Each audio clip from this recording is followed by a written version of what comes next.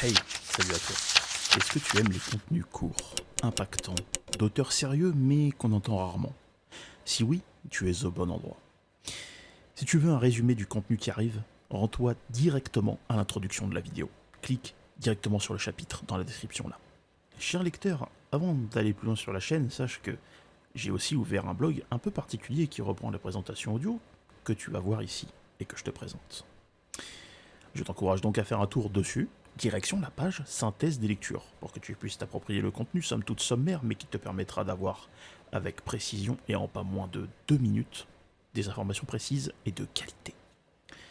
Et tu peux même les copier-coller dans le bloc-notes de ton téléphone pour les ressortir à un dîner de famille. Si, tu vas voir, tu vas tous les impressionner. Tu m'en diras des nouvelles. Tu peux retrouver tout ceci en lien dans la description sous la vidéo ou en scannant le QR code qui va s'afficher là juste après, tu vas voir. Donc prépare ton téléphone. Maintenant que tu sais tout ça, je te laisse et je te souhaite une bonne écoute.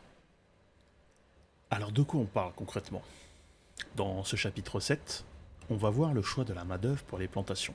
On apprend par exemple de l'auteur Russell R. Ménard que l'africanisation de l'esclavage aurait pu être évitée, que leur déportation était faite avec des bateaux non spécialisés, donc qui étaient non prévus pour, et que le travail servile était la règle dans les vastes territoires des colonies. Ils avaient besoin de beaucoup d'esclaves pour que les plantations soient rentables. Et puis pour finir, on apprend que le choix des compagnies privées et à charte était pragmatique pour les plantations. Le travail servile s'appliquait aussi bien sur l'Africain noir que sur le blanc engagé.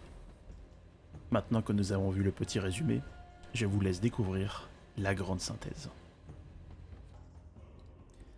Chapitre 7e, jour 7. Le choix de la main-d'œuvre pour les plantations. Concernant le choix de la main-d'œuvre pour les plantations en Amérique, Russell R. Ménard dit que l'africanisation de l'esclavage n'était pas inévitable.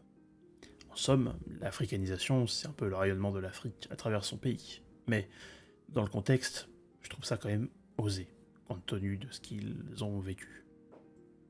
Bref. L'auteur narre que rien de ce qui était lié au travail servile n'eût été déterminé par avance.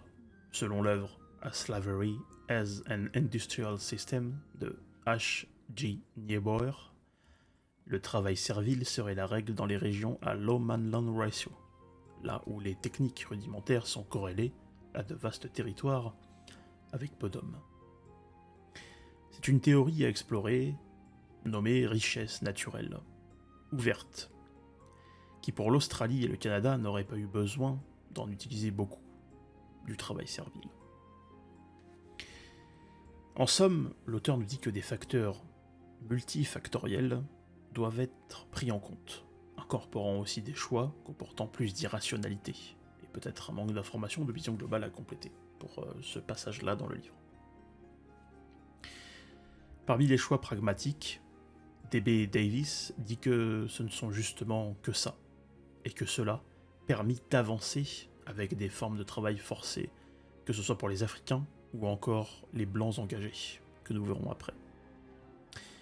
Voilà, vous pouvez retrouver le résumé synthèse en lien dans la description de la vidéo. Et moi, je vous dis à demain pour un nouveau chapitre, et à bientôt sur Lecture.